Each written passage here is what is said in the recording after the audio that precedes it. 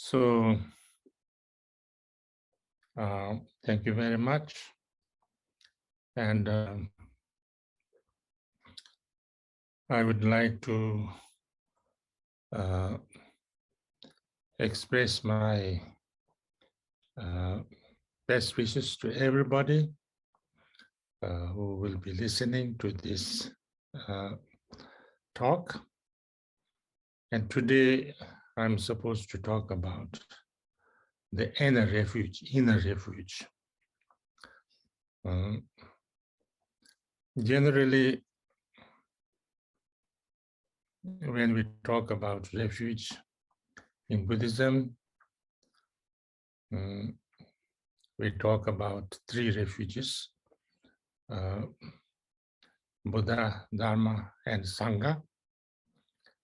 And taking refuge kind of means we find a direction, make a decision, and see that this is the most important thing that we need to do. So generally, when we say I take refuge in the Buddha, it's not that I think that Buddha will give all the everything that I want, or Buddha will be able to solve all my problems for me. Mainly it is that I take Buddha as my guide, as my teacher, as my example. And I know that if I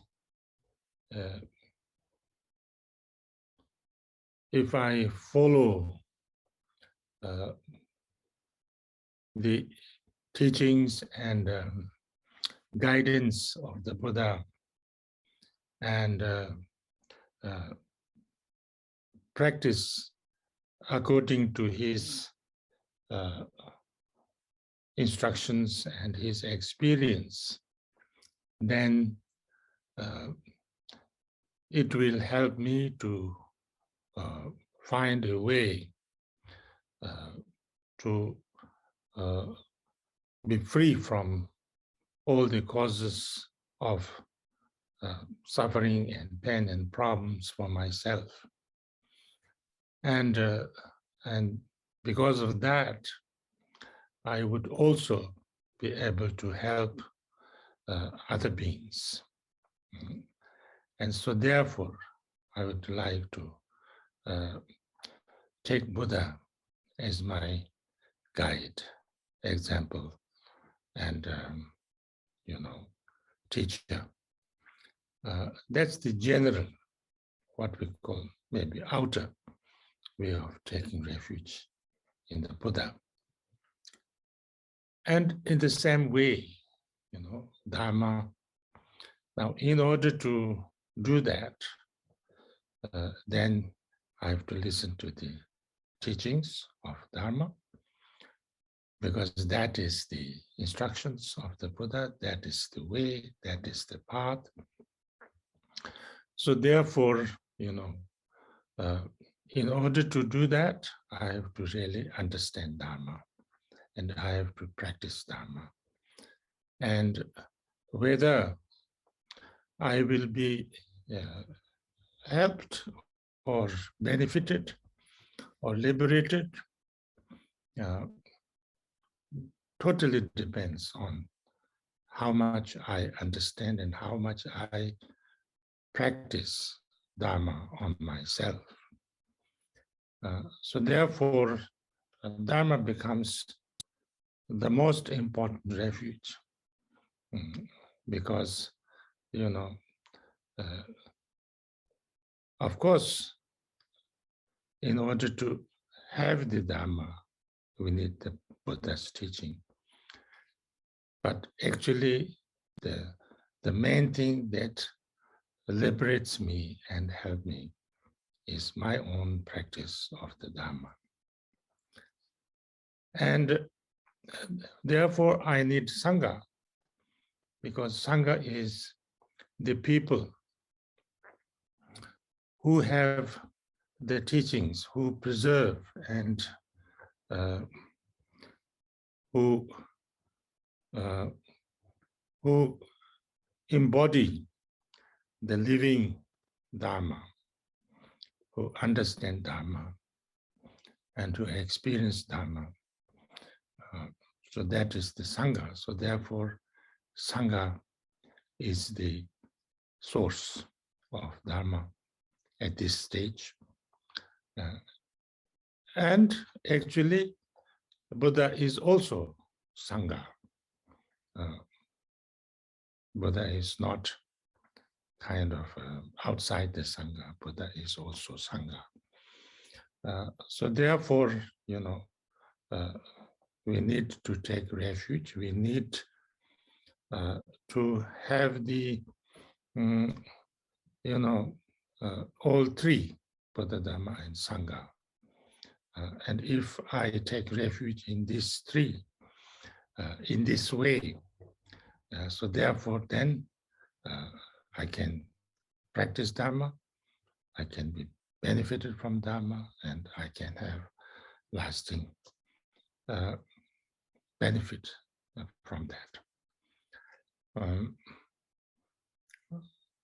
That's the general way of taking refuge, what we sometimes call outer refuge.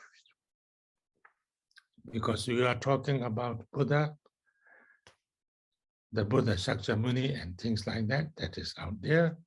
Dhamma, their teachings, and Sangha, that's outside. Now it's not different, but there's another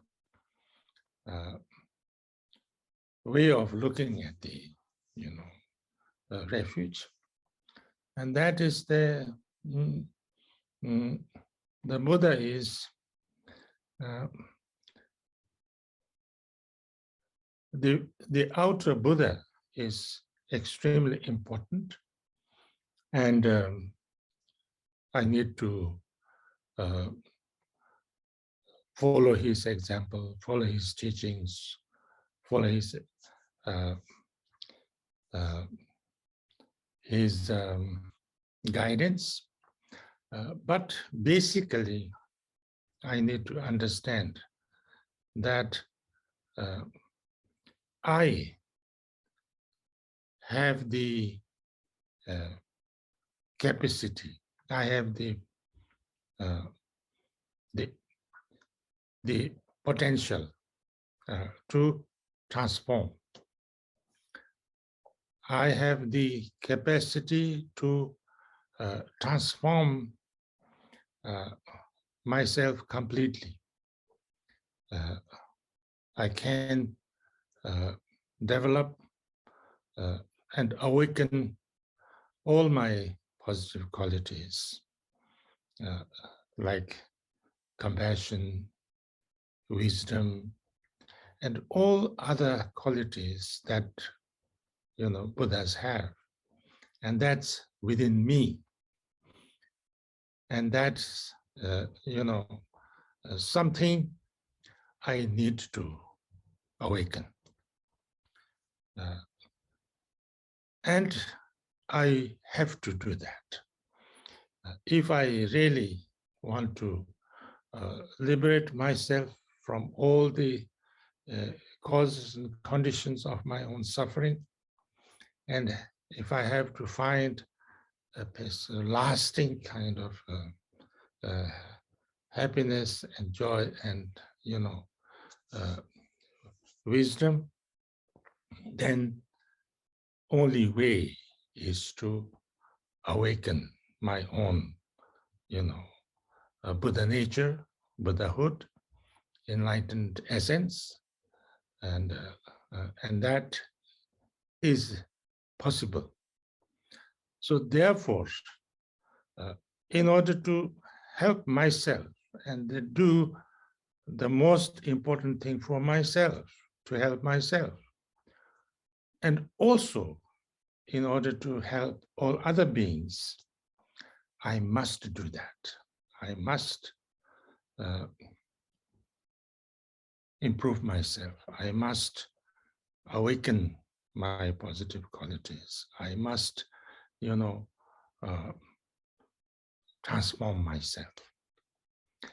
And therefore, I have to do this. I want to do this. I will do this.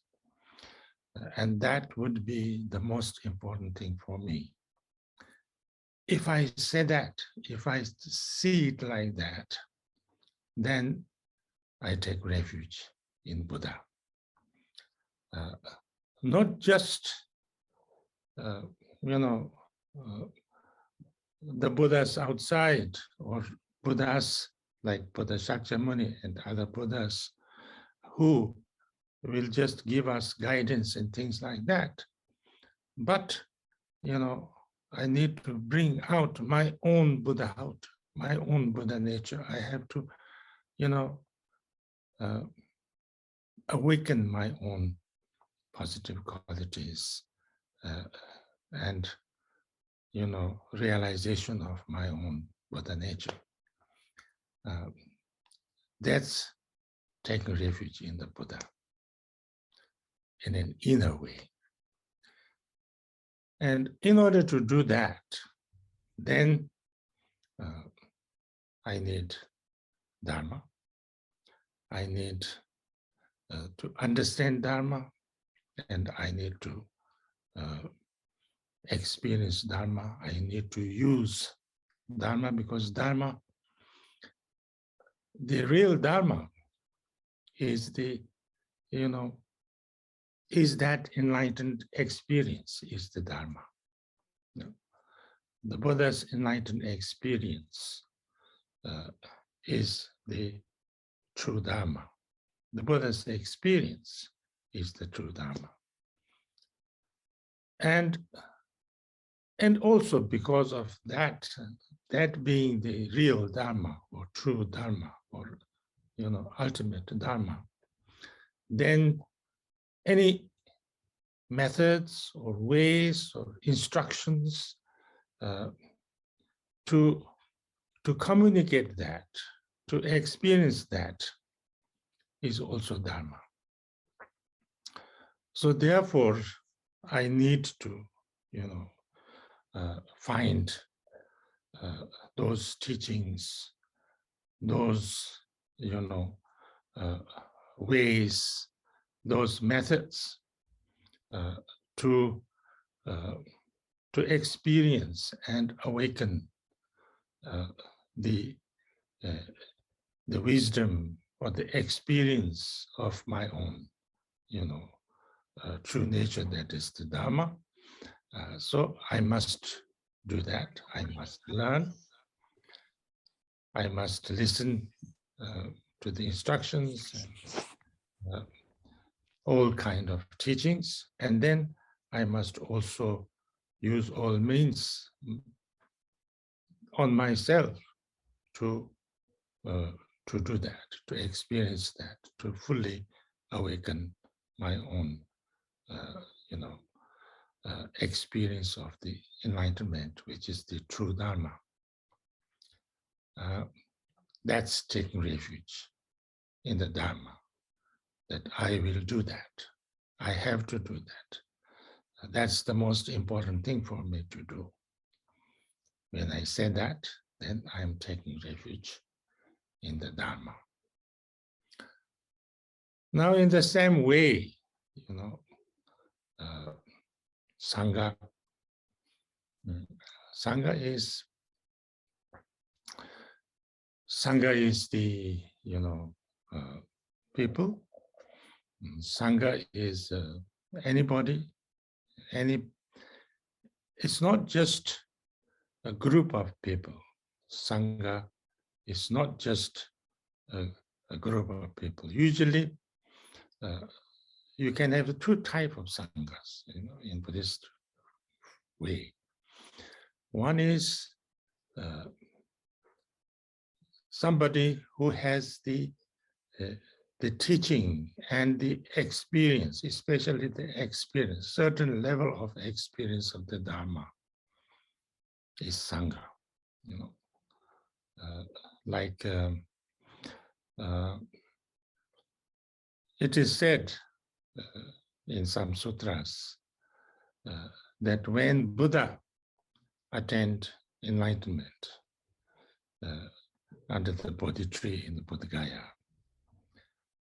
and then there was a sound in the space, in the sky, saying that now there is one Sangha in the, in the world, on this earth. And then after Buddha gave his first Dharma Chakra in Sarnath to the 5 first, disciples, and when they realized the truth and attained they crossed the samsaric state to the enlightened, first level of enlightened state. And then they said there was another sound in the sky saying that now there are 6 Sangha on this earth. So therefore, Sangha is not just, what the Sanskrit word denotes, because Sanskrit word Sangha means, a community. But from this point of view, especially Arya Sangha or Noble Sangha, mainly or also means one person, can mean one person who has the experience of the Dharma. And then also, this the second meaning of the Sangha, or the extended meaning of the Sangha, is that, any group or the, community of people, whether they are bhikkhus or bhikkhunis, or even, upasakas and upasikas, male and female, non-Buddhist, non-monastic Sangha, together, more than 4 people together, a community where they practice and study Dharma together is also called a Sangha. So therefore, Sangha can mean one, enlightened Sangha, noble Sangha. And another, Buddhist Sangha, is a collection or the community of, people who are truly, practicing and learning the Dharma together. That is also called Sangha. So when I say I go refuge to the Sangha, it is not, in this case, the community Sangha, but the more enlightened Sangha. And so through the enlightened Sangha, I would like to be influenced myself. I want to be influenced myself in the positive way. I want to be, I want to learn the Dharma, find the Dharma from through this enlightened Sangha. And then I would also, not only, learn Dhamma, but I will be, I will become, influenced by this Sangha. I will follow their example, their footsteps. And through that way, I will awaken my own Buddha nature. And I would like to do this. I would like to work on this path. And if I do that, that is very important for me, because through that, by doing this, then I will be able to, really help myself, fulfill my own purpose, bring liberation for myself, and I would also be able to help others, because I cannot help others unless, I am myself able to, deal with all the sufferings and pain and problems myself. So therefore, I take refuge in Buddha, Dharma, and Sangha. So, it's not different, totally different, but a, slightly different way of looking. So this is, inner refuge. Inner refuge is, not necessarily too much. Of course, inner refuge has very much. It doesn't exclude the outer refuge. It doesn't at all exclude the outer refuge, because, the Buddhas are, most, qualified and most enlightened, and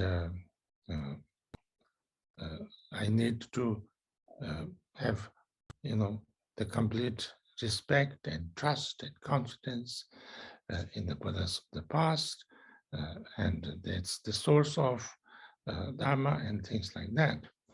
But here,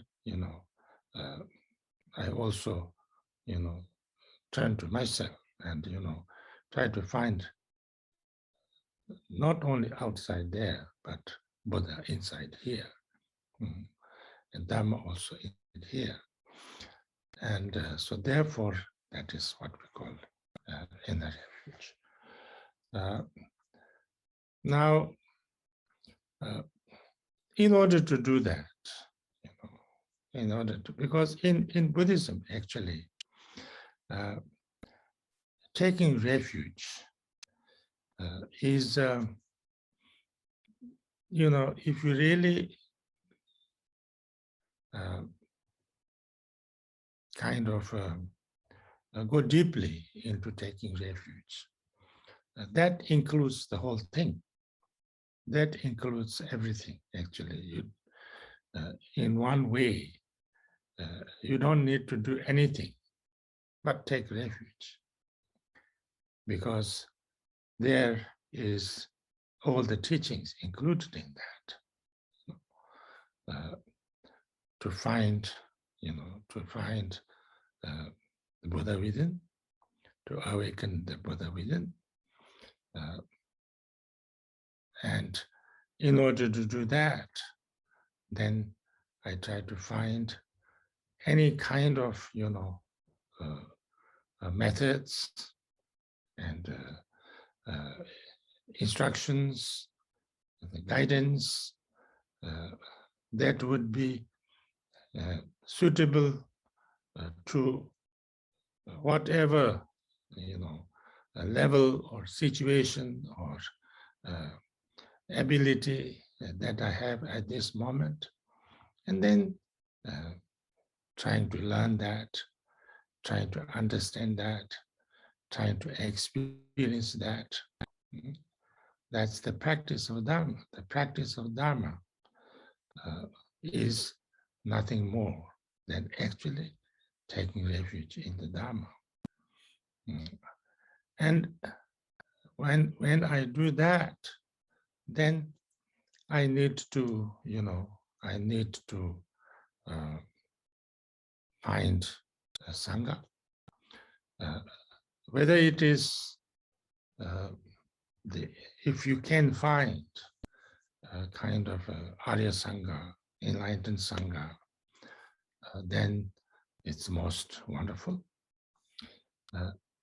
Otherwise, I can also start to learn from any Sangha, the ordinary Sangha, not enlightened Sangha, but those who have received the teachings,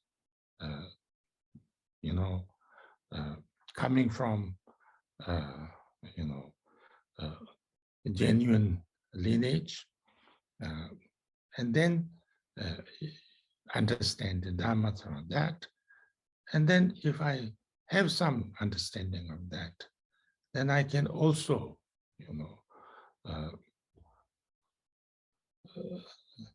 study the words and, the teachings of the Arya Sangha,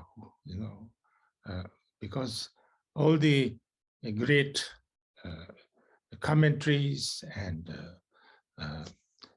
treatises and instructions given by the Buddha himself, the books, the texts, the scriptures, as well as all the, commentaries and teachings and written by great masters of the past. That's the Sangha. So by reading them, by studying them, by understanding them, I actually can be in contact with the, with the Sangha. It is not necessary sometimes that I have to be only learning from the people who are here. I can learn from the masters of the past, like the great master of Kagyu order. Actually, sometimes we regard him as the the founder of Kagyu school, Gampopa. Gampopa said again and again that those people who have not met me in future, and if they feel that I have not met great teachers like Gampopa, and I'm not fortunate to have met them and received teachings from them. I need guidance from great masters of the past. If somebody thinks like that, he says, it's not necessary to think like that. He says, just read my books, like Jewel Ornament of Liberation and, other books. And then, it's same like meeting me, because even if you see me and you meet me and we discuss, I have nothing more to say, nothing different to say than what I have written down in those books, in those instructions. So therefore, if you really study and, digest and practice instructions that were given in these books, it's same as that you have actually met me. It's not only Gampopa who said that, it's also the Buddha also who said that. Buddha, when he was, he was about to pass away, and he was in Kushinagar, between the two sal trees. And then he was saying, to all the Sangha that was surrounding him again and again, that if anybody have any questions, ask me. This is the chance for you to ask any questions, because then I will pass away. And at that time, some of the people asked, then after you pass away, who would be your regent? Who would take place? Take your place. Who would be, representing you as the teacher or the founder of the Dharma. You have to tell us who is the one. And Buddha said, no, there is nobody. There is nobody, one person that I appoint as my regent, as my, representative. The whole Sangha is my representative, but my Dharma is my main representative.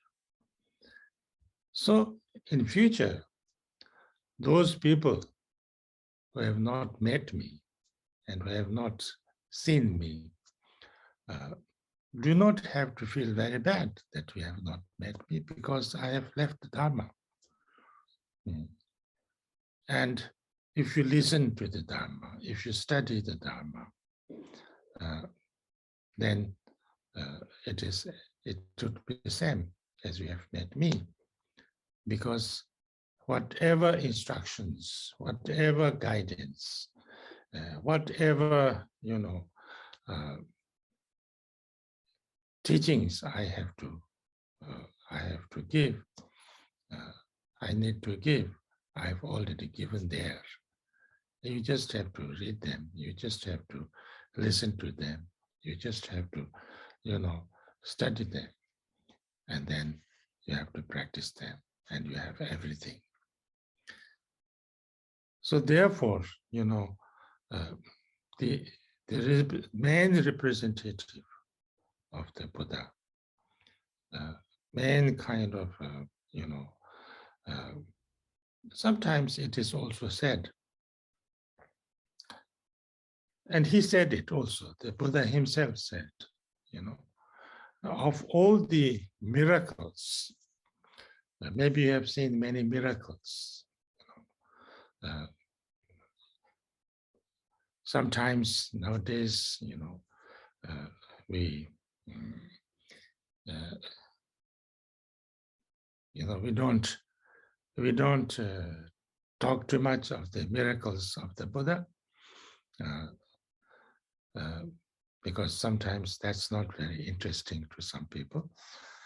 But it is also said that when he was alive, lots of miracles happened, lots of all kind of very, very kind of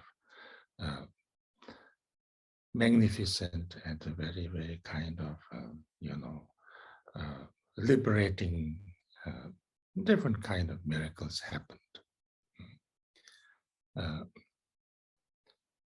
But he said again and again that the most, important, most genuine, most kind of beneficial and helpful, and the highest form of my miracle is my teachings, the Dharma. There is no bigger and better and higher and more magnificent miracle than the teachings that I have given. So therefore, take it as such, understand that or recognize that the highest miracle of the Buddha is the teachings of the Buddha, the Dharma, and then take it.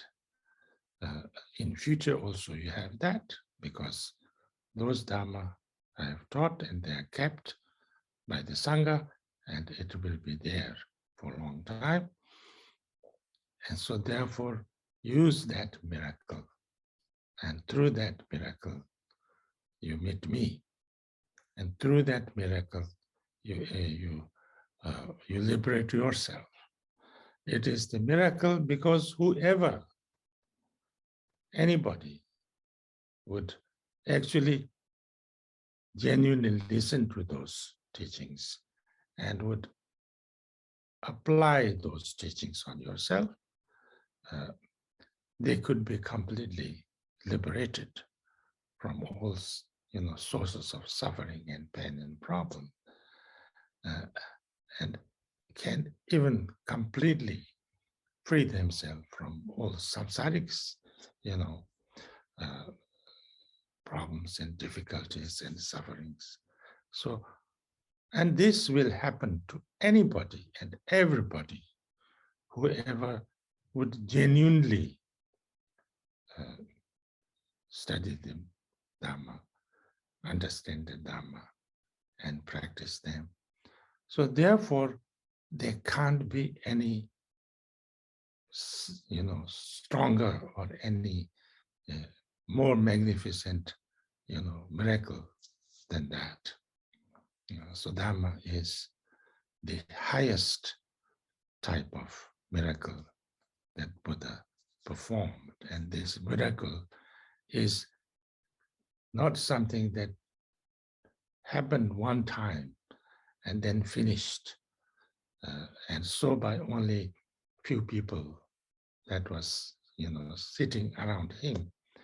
But this miracle is something that is, that is there, left, preserved, up to this day. And, if you really wish to, use this miracle, you can use it anytime on yourself, and it will give the same kind of miracle that they performed at that time. So therefore, this is the true, legacy, true heredity, true, gift, true present, and the true, form of Buddha that he passed on from, from him to everybody in the future.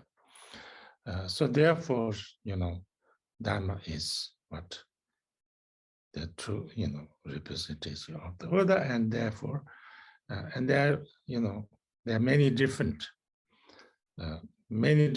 methods, many different,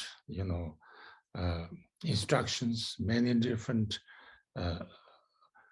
vehicles and ways was taught, so that you could actually choose whichever is suitable to you, whichever is fitting you, whichever is more,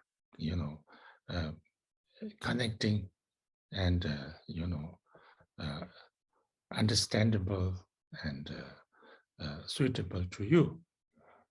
And this, there's, it works with anybody, and it's only that you have to practice and you have to learn.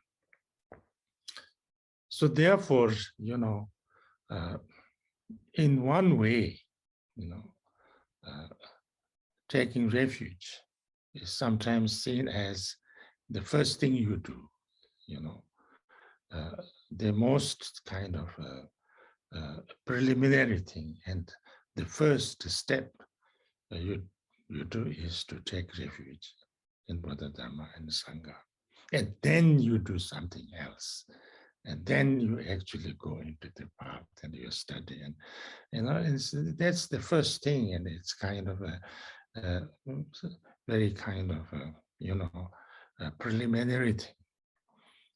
Most people think like that, but actually it's the beginning, it's the middle, it's the end, taking refuge. That's why, uh, at the beginning of every practice, at the beginning of every day, any time, actually, you become aware. It's you have to try to, remind yourself of the refuge and take refuge. And if you genuinely can take refuge and, or find refuge, whatever, sometimes, this taking refuge, go for refuge, finding refuge. In English, it's translated in many different ways.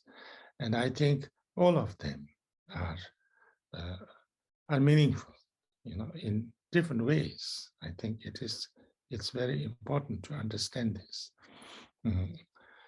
I can take refuge, I can go for refuge, I can find refuge, and when you say refuge, it's that, something that is the most important thing. And if I really have that completely, I don't need anything else. It can give you the most important solution for you. That's the refuge, that's why sometimes we say that if you take refuge in Buddha, or in refuge in Dhamma, or refuge in Sangha, then you don't take other refuges, like worldly refuges. What it means to say is that, so if I take refuge in Buddha, Dhamma, and Sangha, that means that, say like, if I think that, that money is everything, if I have money, that solves all my problems, and I just have to have money and lots of money and more money, and if I become billionaire, then most of my problems are solved. If I become multi-billionaire, then all of my problems are solved. I don't need anything else. If you think like that, then you have gone refuge to the money.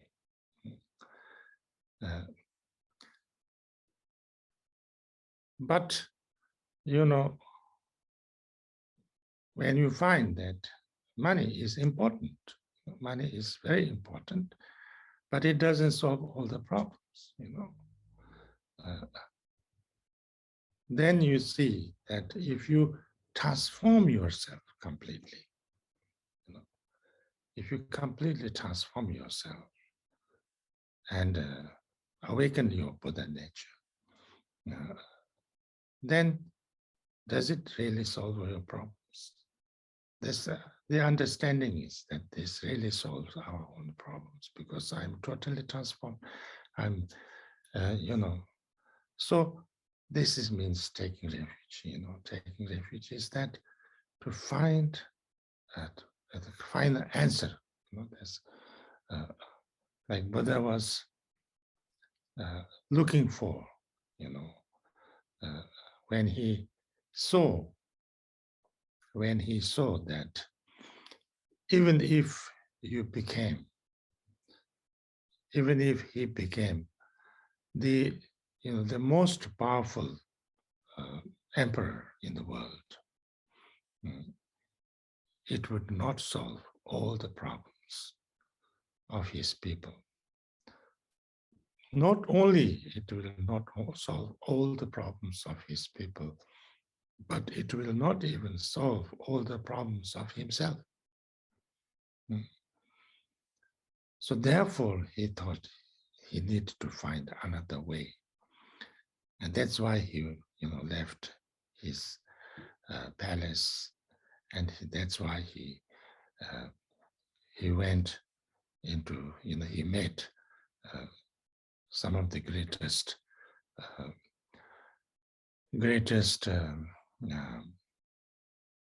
thinkers and meditators of that time.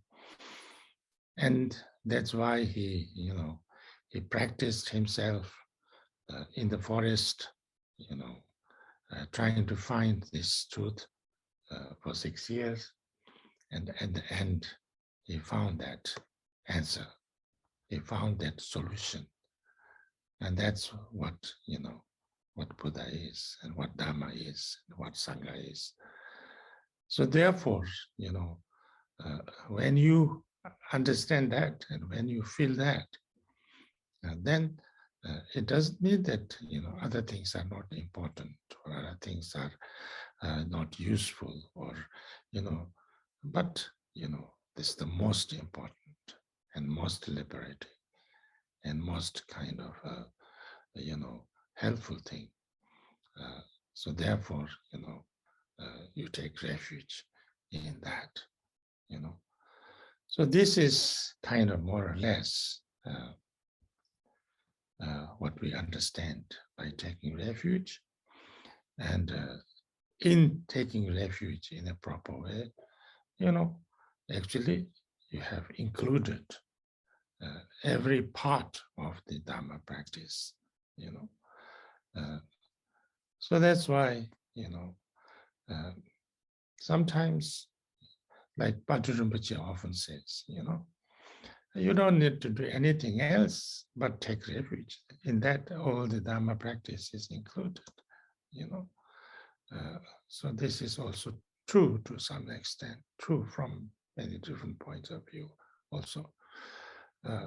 So, refuge is not in one way, it's the beginning.